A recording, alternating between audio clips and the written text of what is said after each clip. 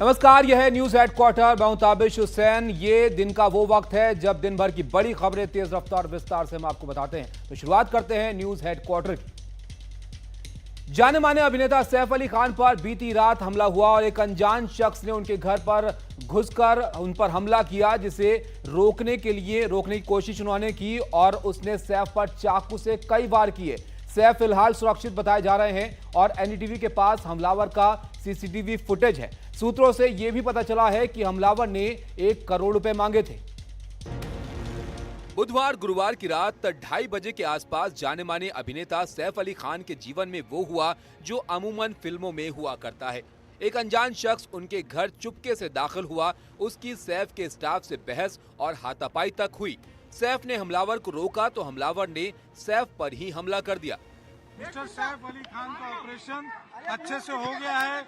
उनका neuro surgery और plastic surgery दोनों कंप्लीट हुआ है और उनको ऑपरेशन थिएटर से हमने आईसीयू में शिफ्ट किया है फॉर 1 डे ऑब्जर्वेशन।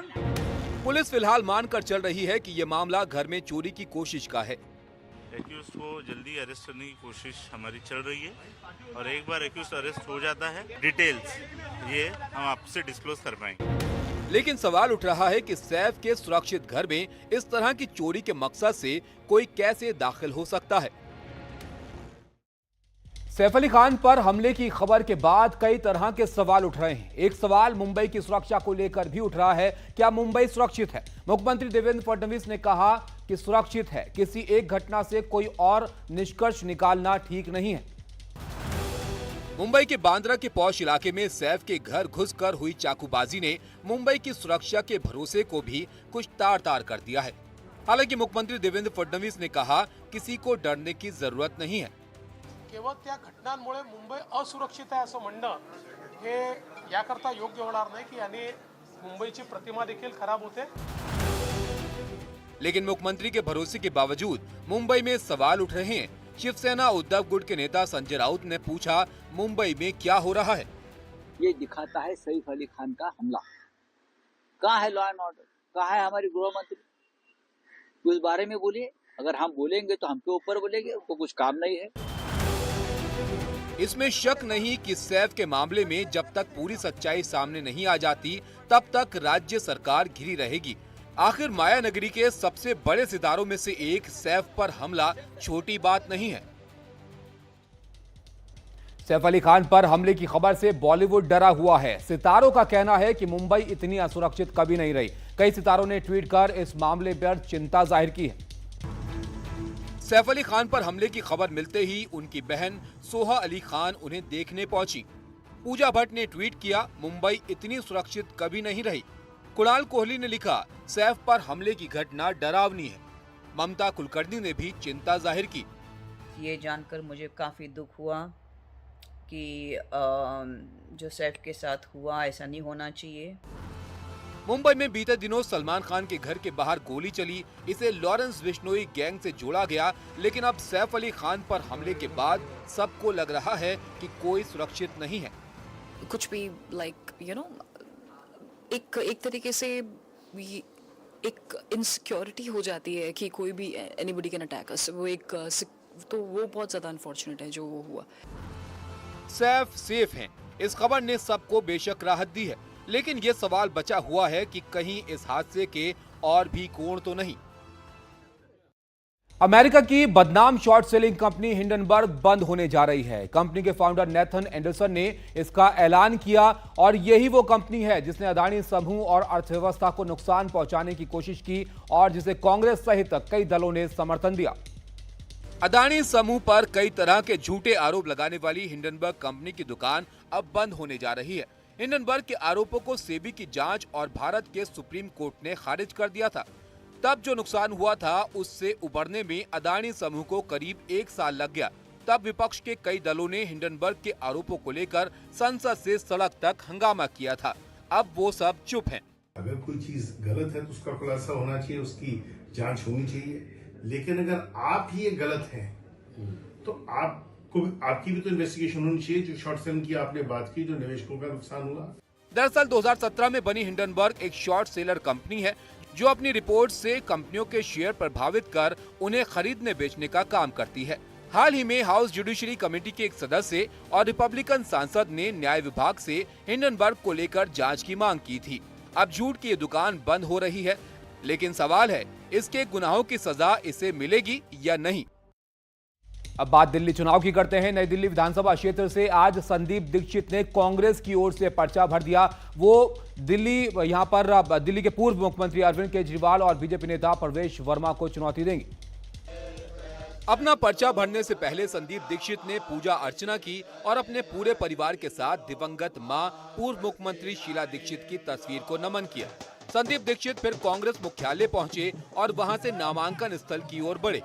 तो एक सबूत खड़ा नहीं कर पाए आपने पिछले जितने तरीके की भद्दी और घटिया बातें आपने शीला जी और कांग्रेस के बारे में कही, चलो वो भी हम लोग स्वीकार करके बदला लेना चाहते हैं। नहीं, बदला नहीं सर, बात बदले के नहीं होती, लेकिन बात ये थी कि कभी आज हमको ये पटल मिला है यहाँ खड़े होके कि हम उस सत्य को लोगों के सामने बोल पाएंगे। एक इलेक्शन कैंपेन घर में जैसे शादी होती है ना, उस तरह का रहता है, क्योंकि आपको तो मालूम ही है हमारा घर हमेशा ओपन हाउस रहा है।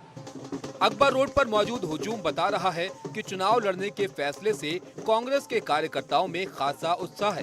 संदीप दीक्षित की मौजूदगी ने नई दिल्ली सीट की लड़ाई को कुछ और दिलचस्प और त्रिकोणीय बना दिया है। बेशक उनके सामने चुनौती बेहद कड़ी है। अब आपको बिहार लिए चलते हैं। जनसुराज पार्टी के अध्यक्ष प्रशांत किशोर ने अनशन खत्म कर दिया है और वो 14 दिन से आमरण अनशन पर यहां बैठे थे। पटना में प्रशांत किशोर ने आज गंगा नदी में डुबकी लगाई और फिर हवन किया। इसके बाद जूस पीकर अनशन खत्म कर दिया। बीपीएससी परीक्षा में अभ्यर्थियों के अनियमितता धांधली के आरोप को लेकर वो 14 दिन से अनशन पर थे। न्याय और सत्य आधारित व्यवस्था बने, इस उद्देश्य को लेकर मैं बिहार में आया हूं और उसमें सत्याग्रह और सत्याग्रह से प्रेरित युवाओं की बहुत बड़ी भूमिका है। इसलिए मैं इस सत्याग्रह की शुरुआत कर रहा हूं। अनशन तोड़ने के बाद प्रशांत किशोर ने नीतीश सरकार पर भी तंज कसा। उन्होंने कहा कि नीतीश कुमार की तबीयत की जांच कराई जाए। वो सरकार के मुखिया बनकर बैठे हैं, लेकिन सरकार अधिकारी चला रहे हैं। भाई, अगर किसी अफसर पे ये इल्जाम लग जाए या बात आ जाए कि ये आदमी मानसिक तौर पे स्वस्थ नहीं है, तो क्या होगा? उसकी मेंटल जांच होगी। हाल ही में बीपीएससी ने प्रशांत किशोर समेत कई लोगों को कानूनी नोटिस भेजा है। बीपीएससी के मुताबिक उन पर निराधार आरोप लगाए गए हैं। भारत ने अंतरिक्ष अनुसंधान के क्षेत्र में आज एक बड़ी छलांग लगाई है। उसने अंतरिक्ष में 2 उपग्रहों को जोड़ने में कामयाबी हासिल की है और भारत के पहले अमेरिका, रूस और चीन ही इसमें कामयाब हो सके हैं। दरअसल इसी के बाद अंतरिक्ष स्टेशन स्थापित करने का रास्ता खुलता है। 30 दिसंबर की रात 10 बजे एक साथ अंतरिक्ष में भेजे गए 2 भारतीय उपग्रह गुरुवार को आखिरकार एक दूसरे से जुड़ गए। 220 किलोग्राम के ये दोनों उपग्रह चेजर और टारगेट 475 किलोमीटर की वृत्ताकार कक्षा में स्थापित किए गए थे। दोनों को जोड़ने की प्रक्रिया को डॉकिंग कहते हैं। डॉकिंग के बाद दोनों उपग्रह एक होकर काम करने लगते हैं। इस डॉकिंग की तारीखें इसरो को कम से कम 2 बार बढ़ानी पड़ी। पहले दोनों उपग्रहों को 15 मीटर करीब लाया गया और फिर 3 मीटर तक। जब लगा कि दोनों एक दूसरे से जुड़ जाएंगे, तब इसरो ने ये महीन तकनीकी कौशल दिखाया और अंतरिक्ष में भारत की नई छलांग का ऐलान कर दिया। उपग्रहों की इस डॉकिंग के बाद अब भारत वैसे मिशन शुरू कर सकेगा जिसमें एक से ज्यादा उपग्रहों की जरूरत पड़ सकती है। इसके अलावा स्पेस स्टेशन बनाने का काम भी कर सकेगा। डॉकिंग की खबर आने के बाद प्रधानमंत्री मोदी और राष्ट्रपति द्रौपदी मुर्मू ने इसरो को बधाई दी। प्रयागराज में और साधु संतों के साथ कांटे वाले बाबा भी पहुंचे हैं। बिहार के ये बाबा नुकीले कांटों पर लेटकर तपस्या करते हैं। प्रयागराज में महाकुंभ के लिए तपस्वी, साधु, संत सभी पहुंच रहे हैं, लेकिन कुछ ऐसे तपस्वी हैं जिनकी तपस्या देखकर आश्चर्य होता है। ऐसे ही एक बाबा हैं कांटे वाले बाबा। इन्हें कांटे वाले बाबा इसलिए कहा जा रहा है क्योंकि ये संगम तट पर बबूल के नुकीले कांटों पर लेटकर तपस्या करते नजर आए। बिहार के रहने वाले रमेश कुमार मांझी उर्फ कांटे वाले बाबा के प्रति लोगों की उत्सुकता तब जागी जब वो बबूल के कांटों को बिस्तर और चादर बनाकर उस पर लेट गए। उनकी इस तपस्या के साक्षी वहां मौजूद कई श्रद्धालु बने। अपनी इस तपस्या के दौरान वो आंखें बंद कर हाथ में डमरू लिए ध्यान मुद्रा में लेटे नजर आए और कुछ श्रद्धालुओं ने उन्हें इस अवस्था में देखकर उनके चरण छूकर उनसे आशीर्वाद भी लिया। कांटों पर लेटने वाले को देखकर कोई भी सोचेगा कि ऐसा करने में उनको बहुत दर्द होता होगा, लेकिन बरसों की तपस्या और अभ्यास के बाद बाबा का कहना है कि उन्हें जरा सा भी एहसास नहीं होता। प्रयागराज में चल रहे महाकुंभ में राज्य सरकार ने श्रद्धालुओं के लिए शटल बसों में मुफ्त यात्रा का इंतजाम किया है, जिससे वहां पहुंचने वाले बेहद खुश हैं। प्रयागराज में चल रहे महाकुंभ को भव्य और दिव्य बनाने के लिए उत्तर प्रदेश सरकार हर संभव कोशिश कर रही है। यहां आने वाले तीर्थयात्रियों को किसी तरह की परेशानी ना हो, इसके पुख्ता इंतजाम किए गए हैं। श्रद्धालुओं को संगम तक लाने के लिए 350 से ज्यादा शटल बसें चलाई गई। खास बात यह है कि ये सभी बसें मुफ्त हैं। इन बसों में बैठकर लोग प्रयागराज शहर और आसपास के इलाकों से कुंभ स्थल तक आ सकते हैं। इसके अलावा उत्तर प्रदेश राज्य सड़क परिवहन निगम ने महाकुंभ आने वाले लोगों की सुविधा के लिए 7000 से ज्यादा ग्रामीण बसें भी चलाई हैं। जाहिर है इन सारे इंतजामों से कुंभ आने वाले श्रद्धालु हों या पर्यटक सभी बेहद खुश हैं और सरकार के इन कदमों की तारीफ कर रहे हैं।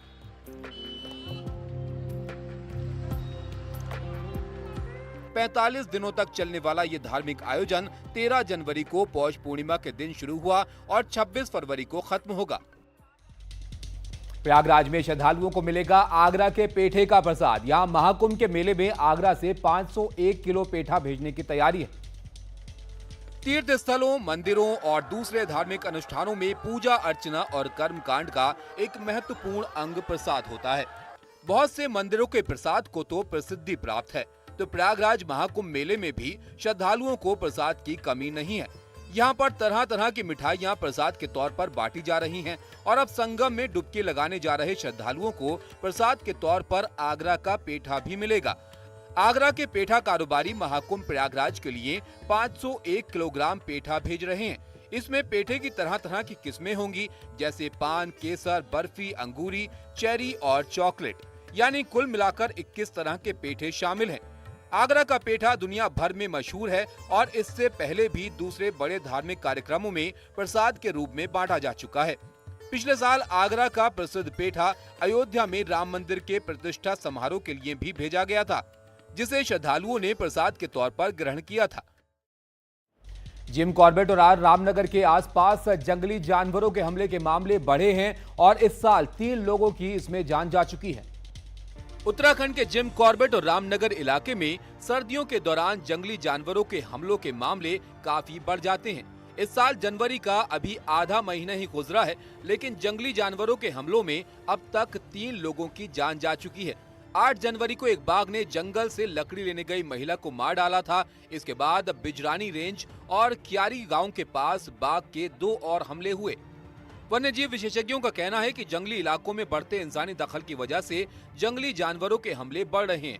हमलों के ज्यादातर मामले पर्यटन क्षेत्रों में या जंगल में लकड़ी बीनने गए लोगों पर हुए हैं। समस्या से निपटने के लिए वन विभाग सर्दियों में रियायती कीमतों पर जलाने वाली लकड़ी और चारे जैसा सामान जंगलों के आसपास रहने वाले लोगों को देने की योजना बना रहा है। बाघों को पकड़ने के लिए कई जगहों पर जाल लगाए गए हैं। कुछ जानवरों को पकड़कर बचाव केंद्र में भेज दिया गया है। वन विभाग के अधिकारी आए दिन हो रहे हमलों को रोकने के लिए हर मुमकिन कोशिश में जुटे हुए हैं।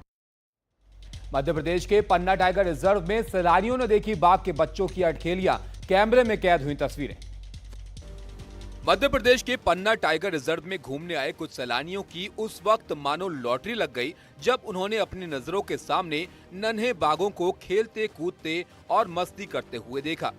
आपस में खेलते हुए शावक P652 नाम के बाघ के बच्चे हैं, जो सैलानियों से भरी जीप के सामने अपनी अठखेलियां करते नजर आए।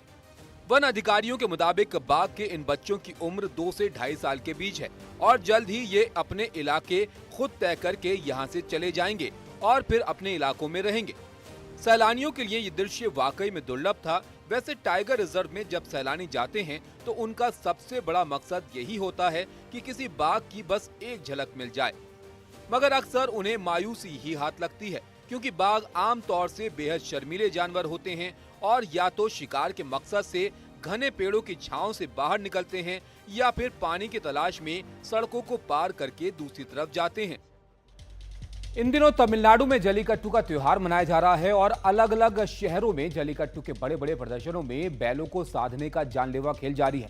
पहले दिन अवनियापुरम में एक शख्स की मौत हो गई, लेकिन लोगों के उत्साह में यहां कोई कमी नहीं आई।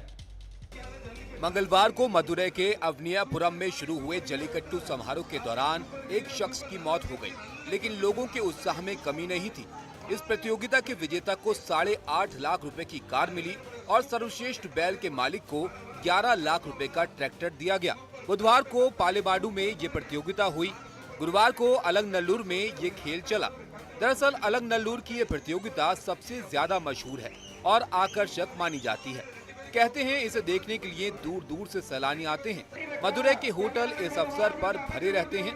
औसतन 900 से ज्यादा बैल इसमें उतरते हैं और उन्हें साधने वाले 500 लोग मैदान में आते हैं। तमिलनाडु पर्यटन के मुताबिक ये खेल ईसा पूर्व 400 साल से चल रहा है। जल्लीकट्टू 2 शब्दों से बना है।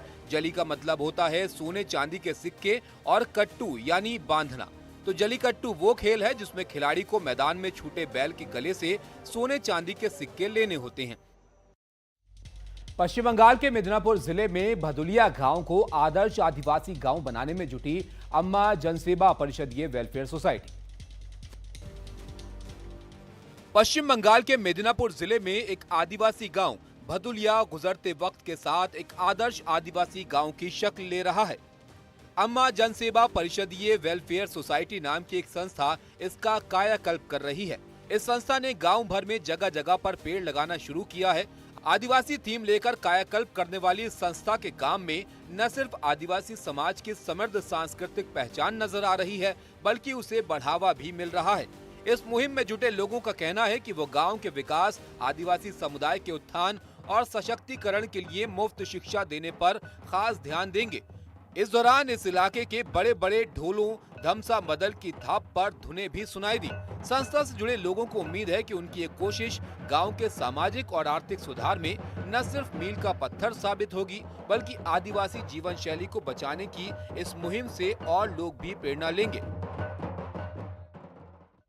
ओडिशा की राजधानी भुवनेश्वर में राजभवन उद्यान आम जनता के लिए खुला है और खूबसूरत फूलों को देखने के लिए बड़ी संख्या में लोग यहां पहुंचे हैं। ओडिशा की राजधानी भुवनेश्वर में राजभवन उद्यान आजकल आम जनता के लिए खुला है और इसके लिए रंग बिरंगे फूलों पर बहार आई हुई है। इस उद्यान में कुदरत के सभी रंग देखने को मिलेंगे। यहां जाकर गुलाब, कमल, लिली से लेकर डेफोडिल के फूल के दीदार किए जा सकते हैं। राजभवन उद्यान 22 जनवरी तक खुला रहेगा। उद्यान में सुंदर फूलों के अलावा पानी का फव्वारा, डियर पार्क और मोर भी देखने को मिलेंगे। इसके अलावा रंग बिरंगी मछलियों से भरा एक तालाब भी है। इन खूबसूरत रंगीन नजारों को निहारते हुए कुछ लोग सेल्फी लेते और फोटो खिंचवाते भी नजर आए। इन रंग बिरंगे फूलों को देखने आए लोगों के दिल बाग बाग हो रहे हैं। जिसको कुदरत के ये रंगीन फूलों का गुलदस्ता देखना है, उनके लिए राजभवन आना बहुत आसान है। इसके लिए राजभवन गार्डन विजिट ऐप पर बस रजिस्ट्रेशन कराना होता है। राजभवन उद्यान दोपहर 2:30 बजे से शाम 5 बजे तक जनता के लिए खुला रहेगा और शाम 4:30 बजे के बाद एंट्री बंद हो जाती है।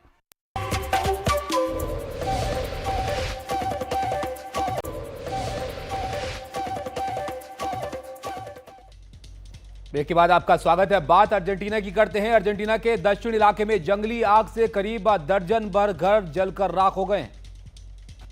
अर्जेंटीना के दक्षिणी इलाके पैटागोनिया में लगी जंगली आग में दर्जनों घर जलकर राख हो गए। जंगल में लगी इस आग को करीब 70 किलोमीटर तक की रफ्तार से चल रही हवाओं ने तेजी से फैलाया और चुबूत सूबे के शहर इपुयीन में कई घर धू-धू कर जलने लगे। इस इलाके में गर्मी का मौसम है, जिससे हालात और संगीन हो गए हैं। आग बुझाने के लिए 3 विमानों से पानी की लगातार बौछार की जा रही है और इस इलाके में दूसरी बार आग लगी है। करीब 3 हफ्ते पहले भी नाहुएल हुआपी नेशनल पार्क में आग लगी थी। ये इलाका देश के सबसे खूबसूरत रिजर्व में से एक है और यहाँ लगी आग से करीब 4000 हेक्टेयर इलाका भस्म हो गया। नाहुएल हुआपी नेशनल पार्क में कुल 7 लाख से भी ज्यादा हेक्टेयर का इलाका आता है और ये नाहुएल हापी झील के लिए जाना जाता है, जो ग्लेशियर के पानी से बनी है। इस आग का नुकसान पर्यटन पर कितना पड़ेगा, ये अभी कहा नहीं जा सकता। चीन के शहर हाकेशी में बर्फबारी हुई तो वहां के लोगों ने बर्फ से एक नया शहर ही बना लिया। एक ऐसा शहर जिसमें मकान भी है, जानवर भी है और आने जाने के साधन भी। सर्दी का मौसम है तो ठंडे इलाके में जमकर बर्फबारी हो रही है। जिन्हें ठंड और बर्फ से लगाव होता है उन्हें इसी मौसम में अपने हुनर और कारीगरी की नुमाइश करने का बेहतरीन मौका मिल जाता है। उत्तरी चीन में इनर मंगोलिया ऑटोनोमस रीजन के याकेशी शहर की गलियां और सड़कों पर जब बर्फ अपनी चादर बिछा देती है तो सभी लोग बाहर निकलकर अपने ख्यालों का एक नया शहर बनाने में जुट जाते हैं, जिसमें मकान और दूसरी इमारतें तो होती ही हैं, साथ में पांडा और हाथी जैसे जंगली जानवर भी उनके माहिर हाथ गढ़ते हैं। इस बार हाकेशी शहर के लोगों ने एक बड़ी EMU ट्रेन भी बनाई। सर्दियों का मौसम हो और बर्फ पड़ी हो तो बाहर निकलकर अपने माहिर हाथों से लोग भले ही पूरा शहर बना लें, लेकिन हर बच्चे की पसंद स्नोमैन बनाने से कैसे चूक जाएंगे। लिहाजा हाकेशी में भी लोगों ने एक नहीं कई स्नोमैन बनाए और सर्द मौसम का जी भर कर लुत्फ लिया। हेलो मोटो। Motorola, India's leading 5G smartphone brand. और अब आपको दिखाते हैं Motorola presents video of the day. आज की तस्वीर बर्फबारी को लेकर है। डोडा में जमकर बर्फबारी हुई है और चारों ओर बर्फ ही बर्फ यहां नजर आ रही है।